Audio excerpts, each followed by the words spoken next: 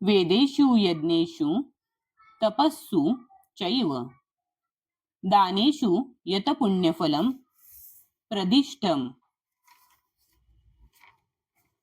अत्येति तत सर्वमिदं विदित्वा योगी परम स्थानमुपैति चाद्यम्. 28. वेदेषु वेदाध्ययनामध्ये, यज्ञेषु यज्ञ करण्यामध्ये, तपस्सु विविध प्रकारच्या तपस्या करण्यामध्ये, च सुद्धा एव खचितच दानेषु दान देण्यामध्ये, यत जे पुण्यफल प्रदिष्टम सांगितले आहे, अत्येती मागे टाकते, तत सर्वम ते सर्व, इदम हे, विदित्वा जाणल्यावर, योगी भक्त परम स्थानम धाम उपैती प्राप्त करतो, च सुद्धा आद्य किंवा मूळ. जो मनुष्य भक्ती मार्गाचा स्वीकार करतो तो वेदाध्ययन, तपस्या, दान देणे किंवा दार्शनिक तथा सकाम कर्म इत्यादी करण्यापासून जे फल प्राप्त होते त्या फलापासून वंचित होत नाही. केवळ भक्तीपूर्ण सेवा केल्याने त्याला हे सर्व प्राप्त होते आणि अखेरीस त्याला परम शाश्वत धामाची प्राप्ती होते. तात्पर्य: हा श्लोक म्हणजे विशेष करून 7व्या आणि 8व्या अध्यायांत वर्णन करण्यात आलेल्या कृष्ण भावनामृताच्या भक्तियोगाच्या वर्णनाचा सारांश आहे. मनुष्याने आध्यात्मिक गुरुच्या मार्गदर्शनाखाली वेदाध्ययन करणे आवश्यक आहे आणि त्यांच्या मार्गदर्शनाखाली वास्तव्य करीत असताना अनेक प्रकारच्या तपस्या केल्या पाहिजेत.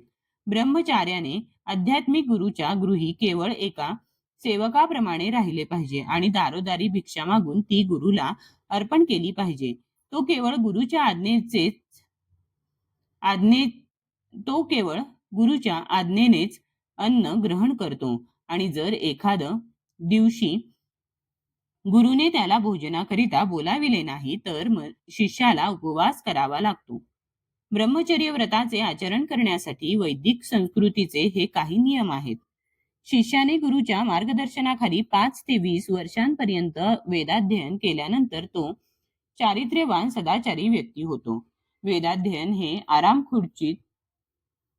खुर्चीत बसून गप्पा मारणाऱ्या तत्वज्ञानांसाठी नसून चारित्र्य निर्मिती करिता असते. या प्रशिक्षणानंतर ब्रह्मचार्याला विवाह करून गृहस्थाश्रमात प्रवेश करण्याची अनुमती दिली जाते. गृहस्थाश्रमात असताना त्याला अनेक यज्ञ करावे लागतात जेणेकरून तो अधिक उन्नती करू शकेल. त्याने देश काल परिस्थिती अनुरूप भगवद्गीतेत सांगितल्याप्रमाणे सात्विक, राजसिक आणि तामसिक दानामधील भेद जाणून दान दिले पाहिजे. गृहस्थ जीवनातून निवृत्त होऊन वानप्रस्थाश्रमाचा स्वीकार केल्यावर त्याला अरण्यवास, वल्कले धारण करणे, अक्षौर इत्यादी कठोर तपस्या करावी लागते. ब्रह्मचर्य, गृहस्थ, वानप्रस्थ आणि संन्यासाश्रमाच्या नियमांचे पालन केल्याने मनुष्य जीवनाच्या सिद्धावस्थेप्रत उन्नत होतो. त्यापैकी काही जण स्वर्ग लोकाप्रत उन्नत होतात आणि अधिक प्रगती केल्यावर ते आध्यात्मिक विश्वातील निर्विशेष ब्रह्मज्योतीत किंवा वैकुंठ लोकात किंवा कृष्ण लोकात मुक्त होतात. वेदांमध्ये या मार्गाचे दिग्दर्शन करण्यात आले आहे. परंतु कृष्ण भावनेचे सौंदर्य यातच आहे की भक्तीमध्ये युक्त झाल्याने मनुष्य त्वरितच वर्णाश्रमाच्या सर्व कर्मकांडांच्या पलीकडे जातो. इदम विदित्वा हे शब्द दर्शवितात की भगवद्गीतेच्या 7व्या आणि 8व्या अध्यायामध्ये भगवान श्रीकृष्णांनी सांगितलेल्या उपदेशांना मनुष्याने जाणले पाहिजे. मनुष्याने हे अध्याय पांडित्याने किंवा मानसिक तर्कवादाने जाणण्याचा प्रयत्न न करता भक्तांच्या सानिध्यात श्रवण करून जाणून घेतले पाहिजेत. 7वा अध्याय ते 12वा अध्याय यामध्ये गीतेचे संपूर्ण सार आहे. आपले पहिले 6 अध्याय आणि शेवटचे 6 अध्याय म्हणजे मधल्या 6 अध्यायावर आवरण असल्याप्रमाणे आहेत आणि हे मधील 6 अध्याय भगवंतांनी विशेष करून सुरक्षित ठेवले आहेत. भक्तांच्या सत्संगामध्ये भगवद्गीता विशेषतः मधील 6 अध्याय जाणून घेण्या इतपत जर कोणी भाग्यवान असेल तर तो तात्काळ तपस्या, यज्ञ, दान, तर्क इत्यादींच्या पलीकडे जाऊन स्तुत्य बनतो. कारण या सर्व क्रियांचे फल मनुष्याला केवळ कृष्ण भावनेद्वारे प्राप्त होऊ शकते. ज्याला भगवद्गीतेवर अल्पशी देखील श्रद्धा आहे त्याने भक्तांकडून भगवद्गीतेचे ज्ञान प्राप्त केले पाहिजे. कारण 4थ्या अध्यायाच्या प्रारंभी स्पष्टपणे सांगण्यात आले आहे की भगवद्गीता ही केवळ भक्तच जाणू शकतात. इतर कोणीही भगवद्गीतेचा उद्देश पूर्णपणे जाणू शकत नाही. म्हणून मनुष्याने भगवद्गीता ही मानसिक तर्कवाद्यांकडून न जाणता कृष्ण भक्तांकडूनच जाणून घेतली पाहिजे. हे श्रद्धेचे लक्षण आहे. जेव्हा मनुष्य भक्ताचा शोध करतो आणि शेवटी त्याला भक्तांची संगती प्राप्त होते तेव्हाच वस्तुतः मनुष्य